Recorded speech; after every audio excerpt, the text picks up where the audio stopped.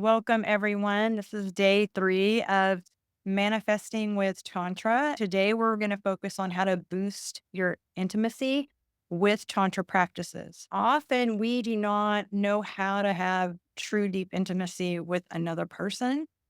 This ties into we can only meet someone's emotions as deeply as we met our own.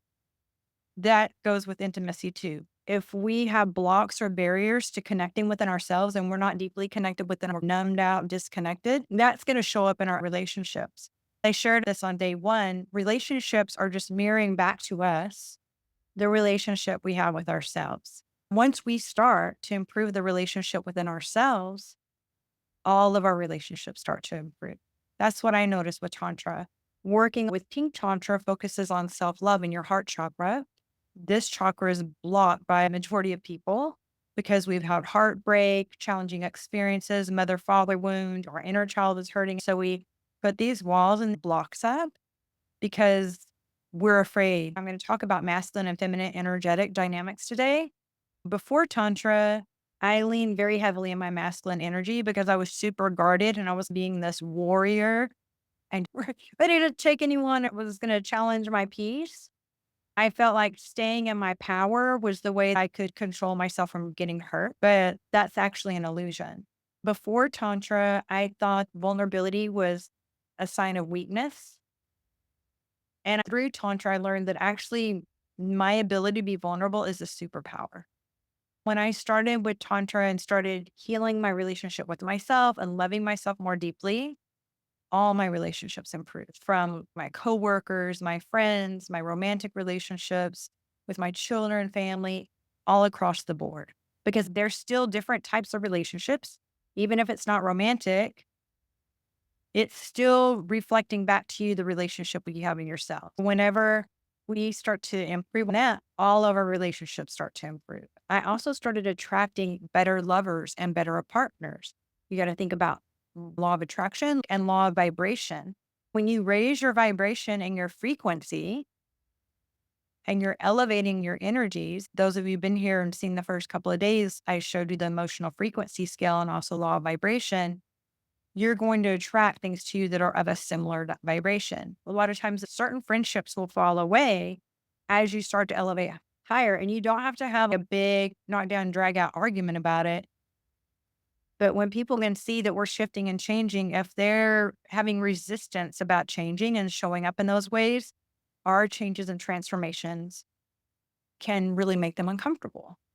It reminds me of a meme that I've seen. You may have seen this. It's the cartoon of a caterpillar having a cup of tea with a butterfly. And the caterpillar is telling the butterfly, "You've changed." And the butterfly is, "Yeah, we're supposed to." The other part of that I had to learn too is that a lot of times when we start to shift and change in this journey, you'll want to go back and tell old friends a lot of times, do this. And you really want to support them because you know how amazing and empowering and healing it's been for you and you care about your friends. So you really try to talk to them and get them to get on board and make those same changes. One, it's difficult enough to create change when it's something we want, much less if someone else wants it. One of the things I'll tell my clients when they have major shifts within themselves is that remember, you can't speak butterfly language to caterpillars. And we don't need to judge people that are in a caterpillar stage. Allow them to be where they are. When they're ready to have their awakening or elevate up, they'll know when that time is ready. Maybe they're supposed to do that in a different lifetime. This lifetime, they're supposed to be chilling. Who knows? It gets to be a lot if you're trying to be really convincing and telling people. Just know that there's other people around you and your vibe attracts your tribe. Lourdes is saying she's very authentic. That's when I met her in person at an event. We just completely clicked. I was like, oh, that's my type of human right there. Now, with other friendships that fell away, it wasn't an argument or a disagreement. It's just we were not at the same vibration. We weren't having the same interest anymore. Someone was sharing, and I can't remember where, but they were saying it's almost like a relay race. And when a relay race, you're handing off the baton. So you can reach back for a friend or a loved one to catch up with you. But if you stop or if you keep looking back as you're running, you're going to trip over yourself. You're not going to win your own race. So We just need to trust that when they're ready to catch up to us, they will. And if they want to, then we can hand off to them. But if they're not wanting to do that, not to stay stuck in the patterns of always trying to rescue others or have them catch up with us. And just know a lot of times when we're manifesting in the universe, it's almost like if you're going to a buffet and if your plate is really full, you do not have room to put more of the desserts and all the yummy food onto your plate. So sometimes things need to fall away. And when they fall away, just trust and know that something better is on its way in. This is the universe is making space for something better to show up for us. Whenever something happens and I have a loss, I will just remind myself, okay, or if there's something that I want, I'll be like this or something better than when I'm manifesting, because a lot of times we'll limit ourselves with our manifestations. We'll just, I want this, but maybe the universe has something bigger in store for us and we don't want to limit that possibility. And then whenever things do fall away, I trust that the universe is guiding me and that there's something better for me. There's something better that I'm supposed to be doing or focusing my energy or attention on. And so just certain things start to fall away and I just trust and allow that process. Today is a super full moon. People tend to be more emotional. As we talked about emotions yesterday, people tend to be more emotional, reactive on a full moon. And before I was into woo and things like that, I became a nurse when I was 19 and I worked critical care and I worked in the cardiac care unit on the night shift. I started noticing we would have more codes, more chaos with family members or combative patients or doctors just being jerks. All these crazy things would happen, and I would ask my coworkers. I finally started noticing. I was like, "Wait, is it a full moon outside?" I even had told one of my bosses when I was gonna be able to make my own schedule, I was like, "I just wanna schedule myself to where I don't work on a full moon," because we're really high in our emotions during the full moon. So doing the practices like I share with you to calm yourself down and take nice, slow, deep breaths and just be aware of how the energetics of how our energy is and of the universe and the moon around us is impacting us. I'm going to talk a bit more with intimacy. I work with couples and singles. A lot of times, though, when I'm helping people with relationships or having deeper intimacy, one partner may be interested, but the other one isn't quite on board. You know how that can happen in relationships, right? And it's not to say that one person should be solely responsible for what's going on in the relationship, but I've worked with people that their partner didn't even know they were working with me. I had a woman that was just successful at the head of the company that she worked. She had a small child with her husband. They were lacking the desire and the passion in their relationship. She wanted to work with me. I noticed that she was leading a lot in her masculine energy. And I'm going to break that down. The energy doesn't have to do with gender at all. It's just these energetics within us. We're all a combination of masculine and feminine energy. And that's also what that yin yang sign is representative of. Males are even more of a balance of masculine and feminine energy because you have the XY chromosome. But because in our society and because of the patriarchy, we have been uncomfortable with feminine energy. We've seen it as too emotional. We view it as weaker. We don't want to be seen as weak. And think of all the job systems and careers that have been put into place for the past decades. And a lot of these companies have been built by men. The work structure, the work life is with men, of how that goes. So women to be taken seriously in these workplaces will lean a lot into our masculine energy. When I had the training to take the role of an assisting surgeon, even though there's a lot of women or nurses in that role, mainly men would get that special training. So I would have to lean in, and I'm being like an assistant surgeon. I would have to lean into my masculine energy to be taken seriously, to not have people try to push me around, things like that. There's a lot of power dynamics a lot of times, especially when you're working with surgeons sometimes. I have worked with some really incredible ones, but I have worked with some that really can be challenging. So this woman, she was really heavy in her masculine energy. And they had a little girl, and her husband was going through a depression. He used to be super fit. He was not working out very much anymore. He would stay in bed and sleep a lot. He just wasn't really showing up in relationship. He put on a lot of weight. When I was talking to her, she wouldn't even let him do certain things for their 3-year-old daughter, pack the daughter's lunch. She just had to control every little thing. And I spoke to her one day. I said, "What do you think is like the worst thing that gonna happen when he makes lunch? Do you think he's gonna food poison her? What is the worst thing that could happen? Because when you're not showing him that you trust him, then he can't lead in the family. And if you're not allowing him space to lead, that's why he's holding back so much. So you need to change with your energy and relax a little bit, surrender, and trust him to take the lead. And he did. And he started working out more. He surprised her and her daughter with these amazing picnics and dates and gifts. Because before she wanted to know every detail, he couldn't plan surprises for her because she just always had to know everything and be on top of everything. And I was like, just trust him and see what happens. And when she started changing things within herself, because again, it's a mirror, that whole dynamic of that relationship had a ripple effect. And at the end of us working together for a few months, she messaged me and was like, oh my gosh, he finally ravished me in the shower. One documentary I recommend to my clients, it's really great for co-parenting. It's called Fair Play. The Fair, Fair, Fair Play documentary. I used to could watch on Netflix, and they have a card deck. And one of my coaches, he had 4 kids under 4 for a while because they had a set of twins, and he's super active in how he raises his children. Like he is just a devoted father. He's just so beautiful. I've been to his home and seen how they, in real time with their little toddlers, teach them nervous system regulation. It's really quite incredible. He has a team, so he only works about 15 hours a week for his company and his coaching that he does. So he had the extra time. He does a lot to participate. He's very hands-on in his family, would do a lot to get up early when with new babies, all these things. And so he said that he and his wife, actually, that's how I learned about this documentary. They got the deck of cards for Fair Play, and it shows you how you're breaking up the work in the home. And he was so shocked at how many more cards his wife was holding than him. And this was him being more progressive and being more mindful and super involved and not working a regular over 40-hour a week job outside the home. But there's a lot of being the CEO of a home.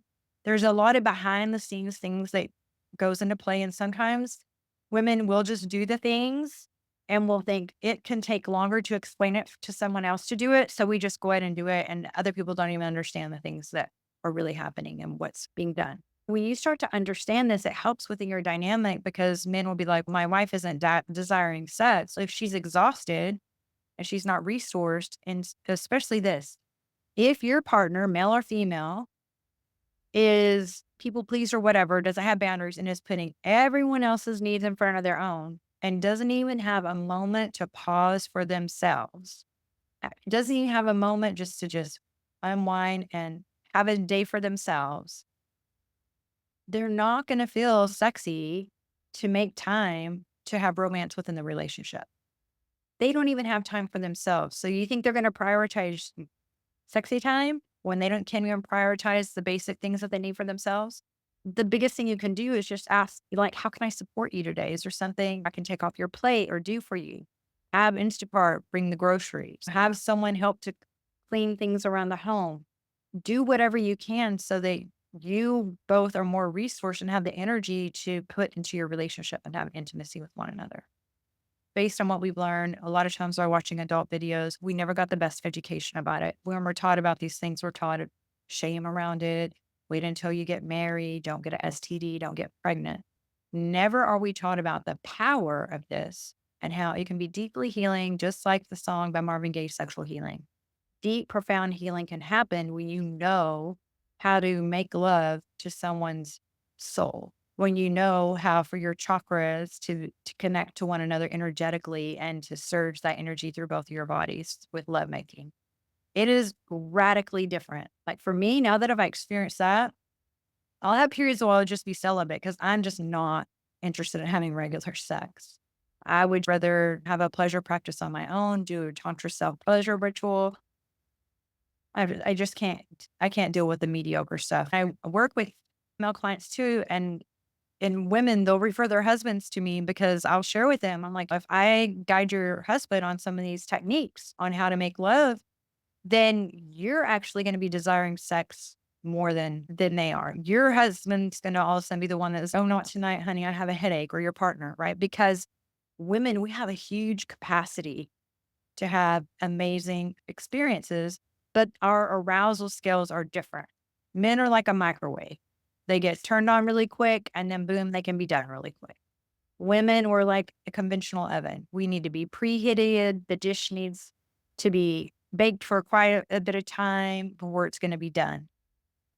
And so we're missing one another. A friend of mine, she was saying, oh my gosh, I don't know why you want to have sex for a long time. If it's this jackhammer moves that most people have learned to do, I don't want to do that for a long time either. But when it is something that really is so slow and sensual and passionate, when it's something like that, it's an experience and time just stands still. My first tantric lover, I had an experience for over 5 hours and we weren't on any substances. And it felt like maybe an hour passed by at the most. Time flies when you're having fun. And I had the most amazing experiences. I never even knew I had the capacity to have that much pleasure.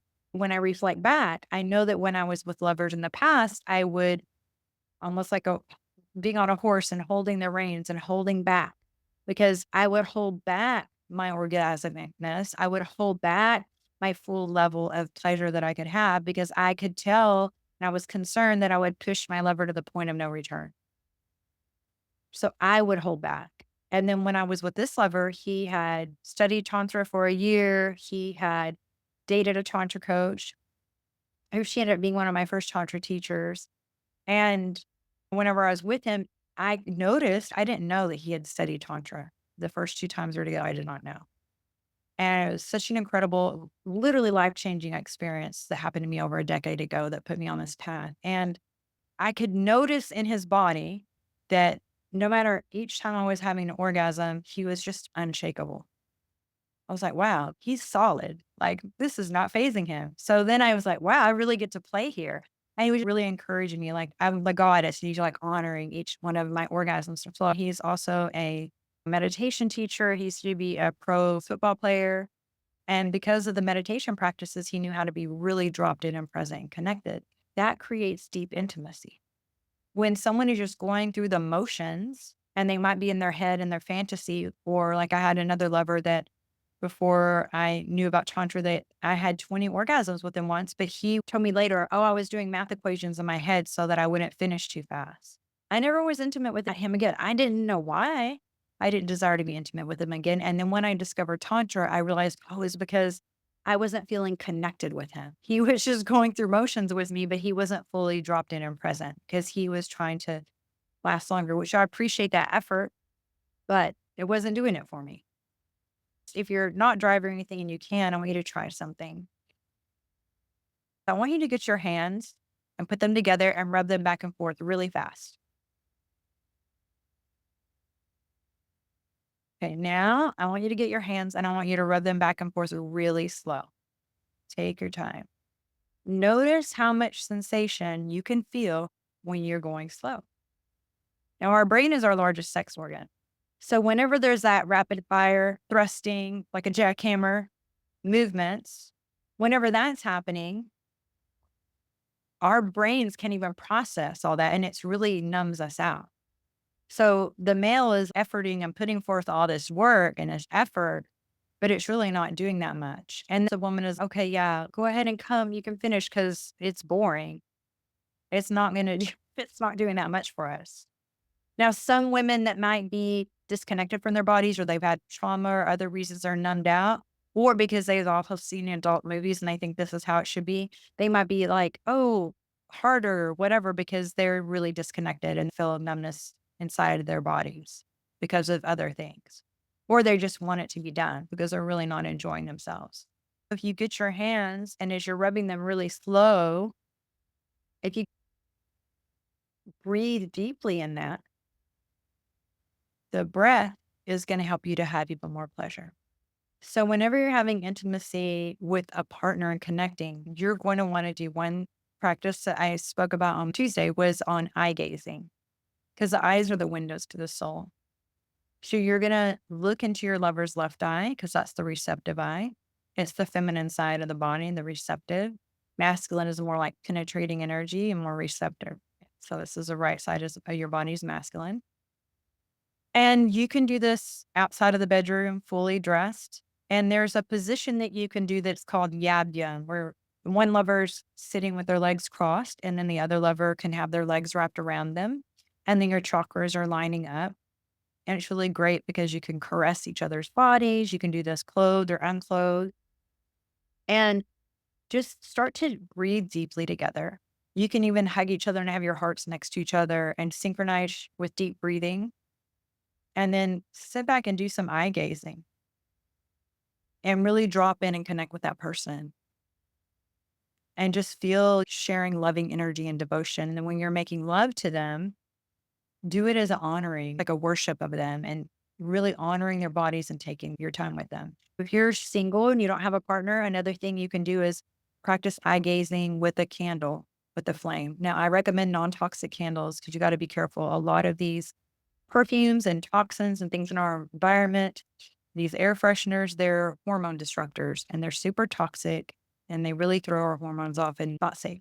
So you want to use non toxic candles, watch what the wick is, be aware of what it is that you're doing, but you're just going to get the candle flame and then just take nice, slow, deep breaths and just stare at it and see how long you can stare at it without blinking too much and just breathe deeply in. That way you can drop in and work on being present because the more you can drop in and be present, and this is why meditation practices help you be a better lover.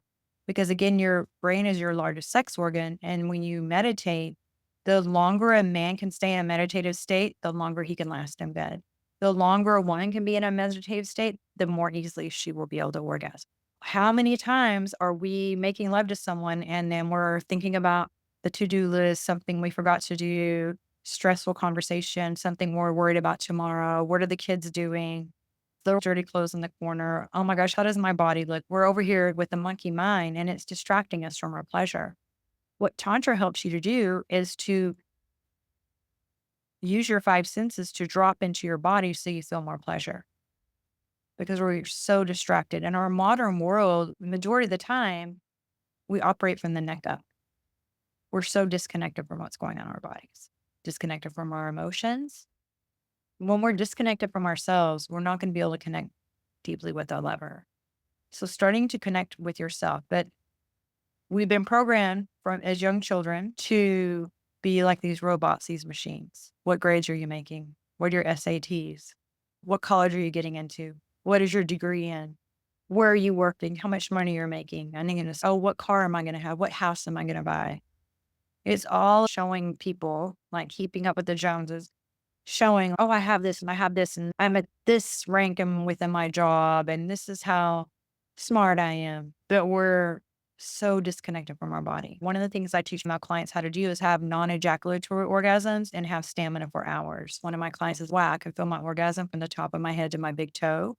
Another client that Tiger was failing him. He was married for over 30 years and couldn't make love to his wife. Now they're having better sex in their 60s than when they were in their 30s together, which is so incredible.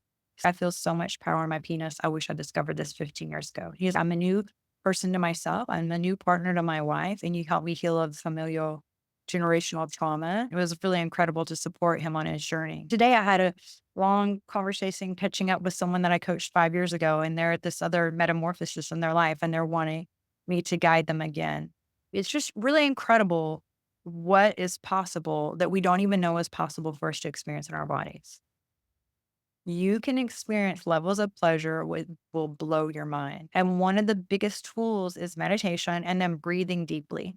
Especially for women, there are times where we can be orgasmic and we can feel like, oh my gosh, I'm about to have a big orgasm. It's about to happen. This is so good. And then all of a sudden it just appears. It's just gone. It's like when you have something, you're thinking of something, it's right on the tip of your tongue and then it's gone. It feels like that, but more frustrating. And you're like, what happened? Then when I started studying Tantra, I realized what was happening. What was happening is that there's excitement can build. It feels so intense, so juicy, right? And then without noticing it, we breath hold. We get tense and we're like, and we'll hold our breath in that moment. And I want you to think again of a candle flame. If you take the oxygen away from it, the flame flickers out. Same with our orgasms. So breathing deeply through your body. And that for men, if you'll keep breathing deeply and show, because we have mirror neurons, and show that and even whisper in your lover's ear and say, breathe deep and with me. And just imagine breathing that pleasure all up through your body. You can feel amazing levels of pleasure. Those are some of the things that can help you. And another thing is to dance before you're going to have self pleasure or be with a lover. Dance, because dance includes the three tenets of Tantra: breath, sound, and movement. You're breathing more deeply when you're dancing. You're using sound and you're moving to sound. You're listening to sound. And then the movement, the energy gets flowing as you're moving your body, especially doing like a circle 8 with your hips and just swaying your hips in a circle 8, because you're going to get more blood flow to your sex organs. And that's going to make everything so much juicier. Then make love with your partner or pleasure yourself and notice how much more aroused and turned on you'll be. You just have to take that time and have that intentionality with that. So Yab Yum practice is a practice that's really great, is a Tantra practice. The eye gazing intimacy is really beautiful as well. And just slowing things down. We're always in such a rush all the time. And then connecting to your body. Start to love on your body. And whenever you're self pleasuring, start to notice different sensations. Try different things. Don't always go to the same thing that you usually do. And for males, don't always use the crazy super gorilla grip. Like change up how you're touching yourself. And in Tantra, the word for penis in Sanskrit is lingam, which means wand of light. And for vagina, vulva, the word is yoni, yoni, which means sacred space. So wand of light is literally what it feels like. And I had a lover recently, I was sharing with him, I said, I've never had to teach you Tantra because whenever we got together, you had such good energy and you were really connected with your body and with your energy. So I've never had to show you anything. Like, he's a really great lover for me to have. And so we had a really amazing experience recently. And I was trying to explain to him, I said, I literally can feel like your energy surging through your lingam, like up through my body. And he was like, wow, I never really thought about it like that. But yeah, that's true. It's a really incredible experience. You've heard this where it's, oh, people that can dance are better lovers. But what it is, it's not that if that person knows how to be on Dancing with the Stars and they're such a great dancer, it's the fact that someone that dances has good mind body connection. When you know how to have mind body connection and you're tuned into your body, just like someone that's been a pro athlete, you have really great mind body connection. You're not just operating like a robot and everything is about what do I think? And we think knowledge is power. It's not. Knowledge that we just keep up here and we understand a concept, we can intellectualize it. If we don't let it drop down into our body and embody it and be that wisdom and live that way, which is one of the goals with Tantra, then we're not creating a change. It's really not powerful. Being powerful is when you know how to transform yourself and be the alchemist with these practices, with these energetics. I've noticed that my best lovers are actually so super connected with their bodies. And if someone is like really stiff and uptight and an overthinker, everything is just not flowing. They're not online fully. When we think about energy, we'll think about, oh, my phone, is it charged up? See, right now I'm charging, right? We'll think about, how is this charged up? Is my devices charged up? I make sure I have electricity in my house. How often do we think about what's going on with my energy? We are energetic beings. What's going on with my emotions? We just keep forging ahead, task after task in the rat race and neglecting ourselves. And that shows up in our relationships. It shows up in our health. It shows up in our bank account, because how we do one thing is how we do everything. It shows up in all areas of our life. I mean, like, check in the comments and see if anyone has any questions. Someone says, where do you find these men? They find me. It's great. I love it. I have attracted the most magnificent men. It's incredible. Incredible. I've had experiences. I would tell my friends, they're like, you need to write a book. I have had some really incredible experiences with men. The more that I started working on myself, I attracted better men.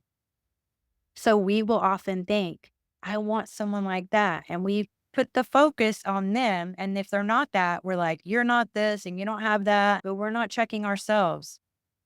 How is our energy? What is our heart like? How connected are we to our bodies?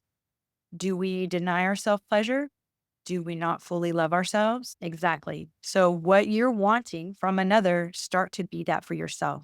Show the universe by manifesting, show the universe what you're available for. Start to be your own best lover. And through tantric self-love and those practices, when you start to be your own best lover, you attract better lovers.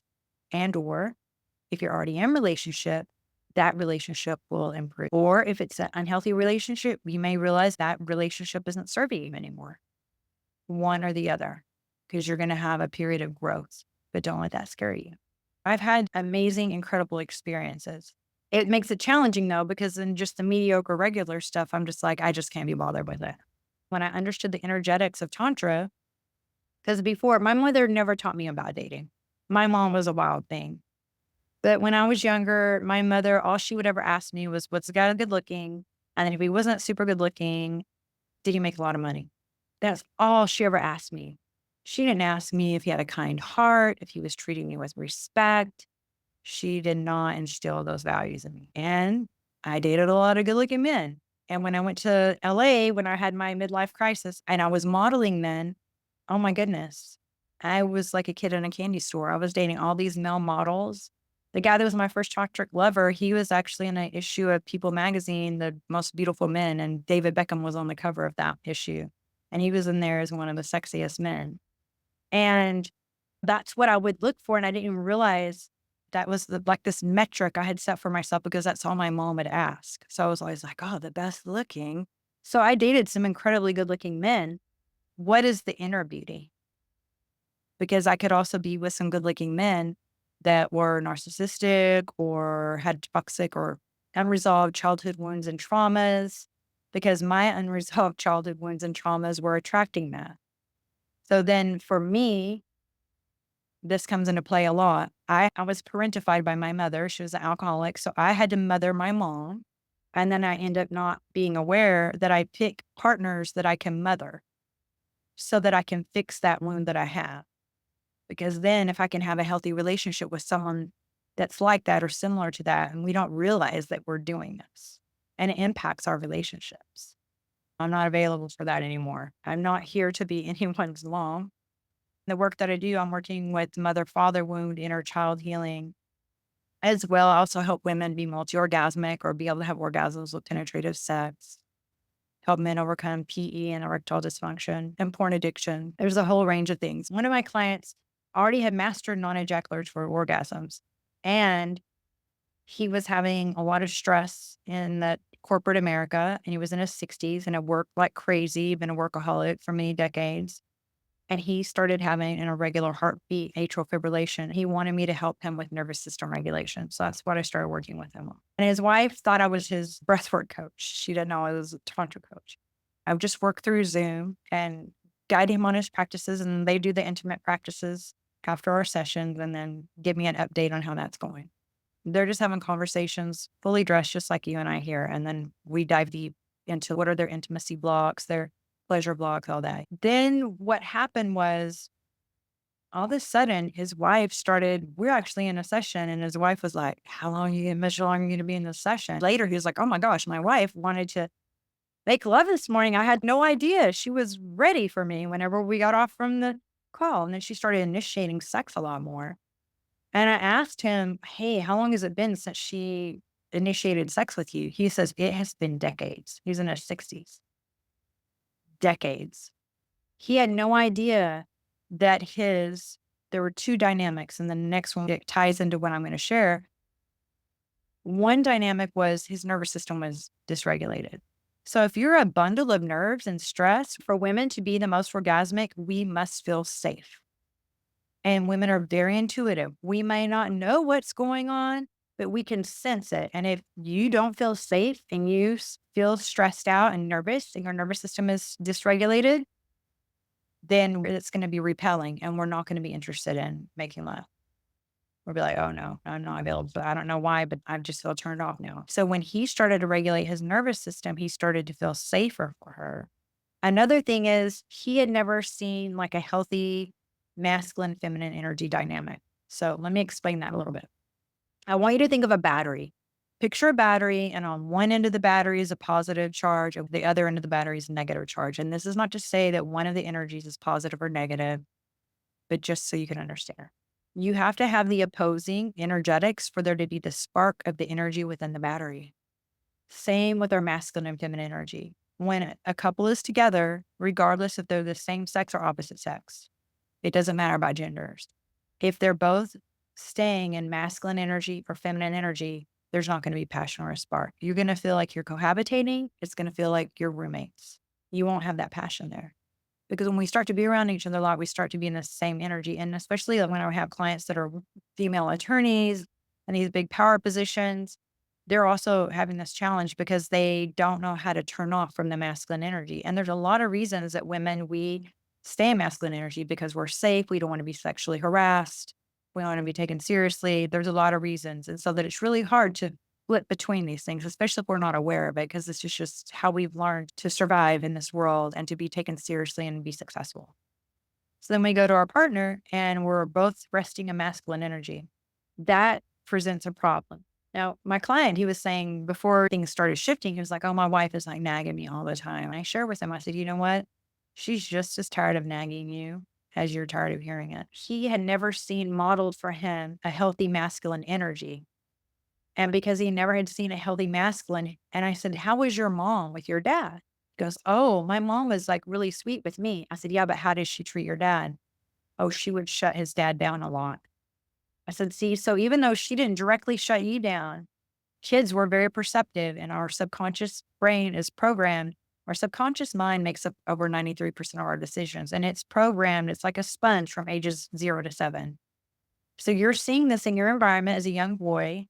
And then you're realizing, oh, I need to behave a certain way because I see from what is happening with my dad, he gets shut down when he acts this way. So he never got to see modeled like a healthy masculine role model. So I share with him some of my male coaches that are really great in other spaces where he could look and see how men, maybe he goes, I don't like to go to the golf club, go to the locker room and hear how some of those guys talk so trashy. It would just make his skin crawl because I didn't feel comfortable. And he was more in his feminine energy. The feminine energy is great for us. But also, when I got him to lean more into the masculine, that increased what we call the polarity within that relationship with his wife. And she stopped nagging him as much. But I said, if she doesn't feel that you know how to take the lead, she's going to try to lead and to be nagging you. For both of your sakes, start to take the lead in the initiative in some ways and let her trust you that you're safe. You're a safe space. And their relationship really took off. So it was really incredible. Let me see what everyone is sharing in the chat. I love this. Someone said, men, women are everywhere, but the awareness in them is missing. That's the thing. Yeah. And that's the challenge. So many people are not self-aware. They haven't worked on their mother-father wounds. When I work with people, is we go back into these things and dive in deep and see where intimacy blocks could come up. Here it says, growing up with a dad who didn't lead and always directed me to my mom when decisions needed to be made. Yeah. A lot of us can have experienced these types of things. And this generational trauma just keeps being passed down. So being able to play within masculine and feminine energy, when you can have that dance and play within those energetics and go back and forth within masculine and feminine, that is really sexy. It's really incredible. And then when you're with a lover, sometimes you could be in the masculine and they could be more in their feminine. And there's nothing wrong with it. But a lot of men will shut down their feminine energy because they don't want to be seen as weak. That's why you'll see young boys, or when they're 18 and they're graduating high school, they're joining the army or they're being in a sports team. They're doing everything to be almost a hyper masculine to prove how tough they are and how much they're a man because they don't want anyone telling them that they're weak or this or that. We have been taught for so long that feminine energy is a weakness, but feminine energy, there's a lot of intuition, creativity, a lot of amazing things from the feminine flow of energy. But even women are taught to be against other women, or women are taught, we're thinking we can have a woman be president because, oh my gosh, women are too emotional. Maybe they would hit the button and start a war. They could be PMSing. We don't need a woman to be in charge. But look, for how many hundreds of years have mainly men been in charge and how many wars have we had? Women were conditioned to think that the feminine shouldn't be trusted. But feminine is such a beautiful energy to tap into. A lot of very successful men turn to women in their lives for the wisdom and the intuition, the guidance from the divine feminine. We're able to create life and we're a portal in the universe to bring life in through. And I think some of the things that we're able to be, like easily be multi-orgasmic and other things, has some men shut down. There's unhealthy masculine and there's unhealthy feminine. And I had unhealthy masculine energy before Tantra. I operated like Samantha on Sex in the City. And I would approach sex so much like a man because it's almost, I'm going to run game on you before you run game on me. I would just be like, oh, what is your style? How you like to make love or hook up? I would interview them to see if they were a good prospect for me to be with. And I would just be like, oh, we can just hook up. I was just totally DTF. It was wild. I was a wild child. I'm a Scorpio, born on Halloween. I even had some guy who was a model in LA and he said, oh my gosh, I can't believe how rude. You didn't even call me back or anything. You don't even respond to me anymore. And I just said, you got an audition and you didn't get a call back. I don't know what to tell you. But especially in LA, you got to think LA traffic is really tricky. It can take you an hour and a half or so to go somewhere. So I'm just thinking, I don't want to drive through LA traffic. And if I'm going to go and be with you and it's not going to even be that great or even last as long as it took me to drive here, especially when it's going to be a round trip, I could just handle things myself from home. But that's just how I was. But whenever I started being with lovers, that we can have this really amazing relationship and connection, and I got out of my ego as well, and I was able to drop my masculine energy, and I was able to be intimate and be receptive. The level and the capacity that was there within my experiences was so much richer. It completely shifted. It was much better. We're all beautiful and we have amazing treasure within us. And so just checking in with ourselves and being able to discover that buried treasure within ourselves. Community is so important. I'm wanting to build more community and having more experiences like this is because we're having an epidemic of loneliness. The Surgeon General, is it Dr. Murphy, issued a paper saying loneliness is a current US epidemic. And it has a negative impact on your health. It is the equivalent to smoking 15 cigarettes a day. And loneliness usually stems from trauma. If we've had trauma or been hurt by other people, we just feel like it's safer to be on our own. But it's really eating away at us because in community and having connection is so important. And that's why I wanted to come together and have these calls and share conversations with each one of you today. There was a book written by a palliative care nurse, and palliative care is end of life. Her name is Ronnie Ware, and it was the top 5 regrets of dying. And the number one regret I'm going to share here is I wish I had courage to live a life true to myself, not what others expected from me. Put a yes in the chat if you've ever experienced or felt that. What I love about Tantra is it helps you tap into your authenticity, to let go of all the pressures that we have by society, by peers, by parents of who we should be, and to really check in and be like, is that really my belief or my truth, or is that something that's been programmed into me? Start to be curious about who you truly are and what you really believe in. Then second regret is I wish I hadn't worked so hard. The third regret is I wish I had courage to express my feelings. Again, like I shared yesterday, fine. When people say they're fine, feelings inside not expressed. The fourth one is I wish I had stayed in touch with my friends. And the fifth one is I wish I had let myself be happier. And through community, through relationships, through connections, through having friends, this is how we're really empowering ourselves.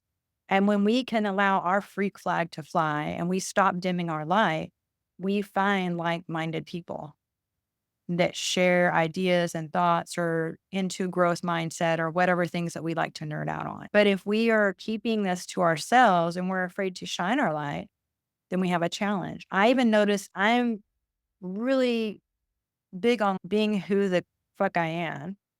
But I noticed that because on social media, a lot of my things will get banned or reported because people get so triggered whenever anyone shares any sex positive content, especially like, how dare a woman, who is she to be talking about this? Because a lot of my male counterparts, they don't seem to have the challenges that I have. And they have tons of views and hundreds of thousands of followers. It's more comfortable for men to be talking on these topics. I noticed, I was like, wow, because I have to censor my posts and I have to be sure I'm sharing something and it's not going to get reported and flagged. Subconsciously, that started impacting me and started diluting how I share my message. And that really pisses me off. And I'm just like, nope, no more. I am here. And that's why I wanted to have this 3 days to spend with you now, because I'm able to talk about things. There's so much more. I've spent tens of thousands of hours and tens of thousands of dollars studying, becoming a certified Tantra educator. I've been a nurse for over 30 years. I'm a trauma-informed certified master coach, and I've had incredible deep healing for myself and the ways that I show up and help my clients who are showing up for themselves and giving them the tools. One thing that I help them do is to be able to compress time, because we can make more money. We don't get time back. But when someone can give you the shortcuts and you can reach a goal faster. Because I want you to think about it like this. Imagine a jar.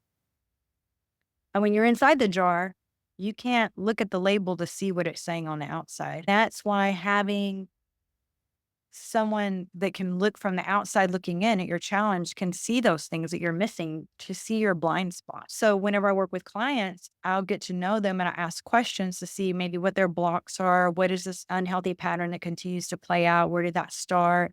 How can we start to shift that and have a pattern interrupt with neuroplasticity, creating new pleasure pathways in the brain, being able to have healthier relationships, manifesting things.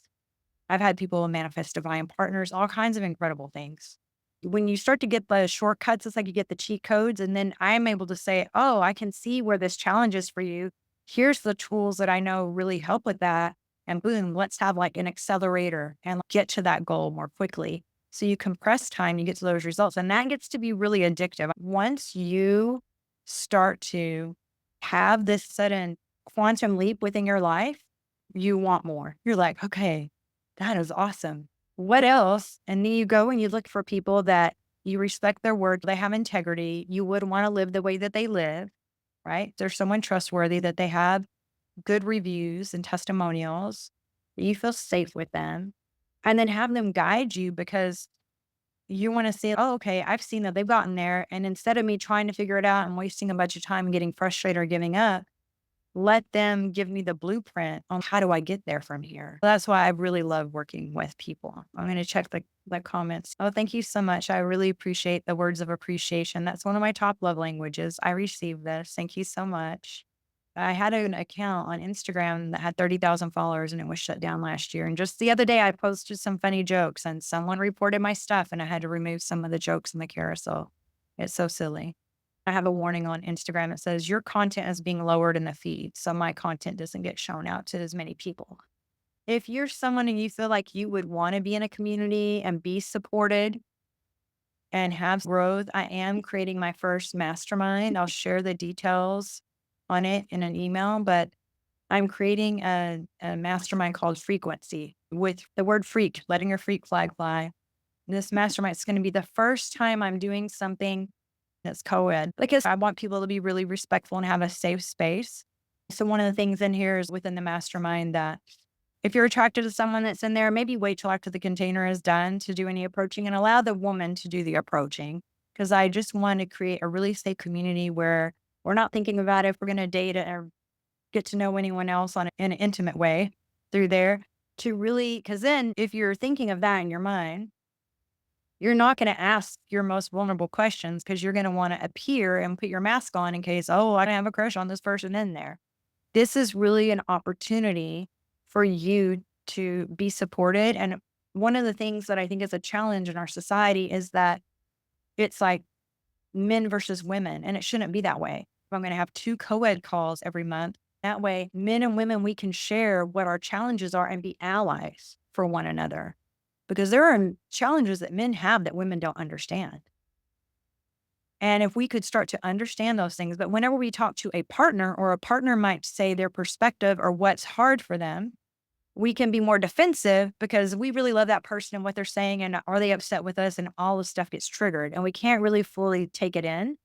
But if we're in a community, in a safe space, and we're having these conversations about different things, and then you hear that perspective, it can help you to be a better person and better partner for the person that you're with in relationship, because you can have this light bulb moment, because now you're not attached to it.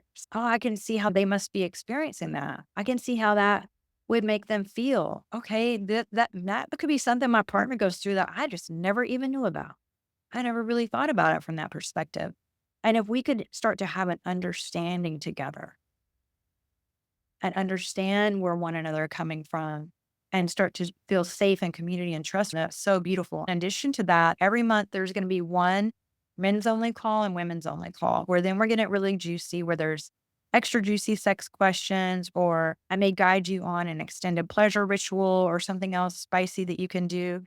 And it's just in a space where you're not concerned that the opposite sex is there. It's just for you. And that will be once a month. And then every other month, I'm going to have a special master class and world famous experts and speakers coming in as well. And then you have access to my complete transformational Tantra Vault, all the things that I've created with my master classes, my Intro to Tantra course, my Orgasmic Manifestation Method course that by itself is over $5,000. And there's payment plans and everything too. So this is something I'm wanting to do, and I want it to start November 7th. And with that in mind, I put on the FAQs section on that page, I have the dates. I have dates where we're blocked off for holidays and Christmas and New Year. So it's going to stretch out a little further into 2025. But like, what a powerful way to start out 2025. Can you imagine if you got your chakras aligned and on and popping? You started mastering your emotions and not letting your emotions run the show. You had emotional mastery and resilience. You're able to regulate your nervous system, and you're able to be an amazing lover and start to really open up your heart and get rid of those blocks that are blocking you from love, that are blocking you from pleasure, that are blocking you from being your fullest expression and your authentic self. Because what we need to do is shine our light, because when we shine our light, we're like lighthouses, and we let other people find their way home. Even in this part in the back, there's a little lighthouse back there. I'm so passionate about this. There's going to be inner child healing, a lot of dynamics, because we have been through a lot of stuff and we've been afraid to talk about it, or we're not aware. We just said, oh, everyone goes through that, and we dismiss it. But these challenges and these patterns and the hurts and the wounds that we haven't addressed are showing up in our relationships and sabotaging things that really matter to us. So that's why I created this space. And I love working with men and women. I really wanted to bring a space where everyone can come together and be supported. Yeah, I like this. When partners can talk about sex, they can communicate about anything, and they are more courageous at work. Yes. I love that you shared that, because how we do one thing is how we do everything. And how we show up in the bedroom is how we show up in the boardroom, is how we show up in the Zoom room. And when we can have that courage in our most vulnerable selves, when have no clothes on and we're in our most intimate moments, and we can have courage there, we can have courage anywhere. We just move in the world in a much different, empowered way. Inside the program, you'll be able to be coached by me as well during the calls.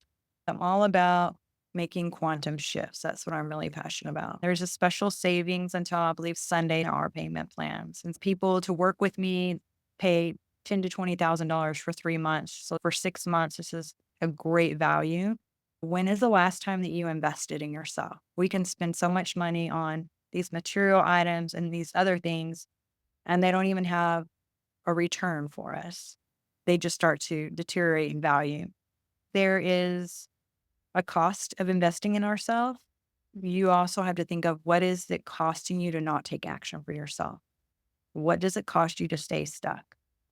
When you take your last breath, are you going to have regret? There's always a cost. But we don't look at what that's costing us in our relationships and our health, our mental health, and our well-being, how it's impacting us, how it's impacting our health. It's all about holistic, what's going on with your mind, body, soul. That's what I'm here for. And a place where all of you can show up and be in a safe space and be held and guided and supported. So it'd be an honor to guide you. Thank you so much for spending this time here with me the last few days. I see you. I really appreciate you. Love seeing everyone. Sending you all so much love. This is something one of my coaches does, and I really love this. I think it's so beautiful to put in the space. If you're comfortable with it, unmute your mic, and as we're winding down before we sign off, just say it again and again, repeat. I love you. I love you. I love you. Just see the other person on the screen, send people love, and be like, I love you. I love you. I love you. And the end, say, I love me. Okay. So on the count of 3, we're going to go. And then let's go say, I love you. I love you. I love you. Oh, I love you. I love you. I love you. You. And I love you. I love Lord. I love me. Love me. Yes. All right. So much love to each one of you. And I look forward to seeing you again soon.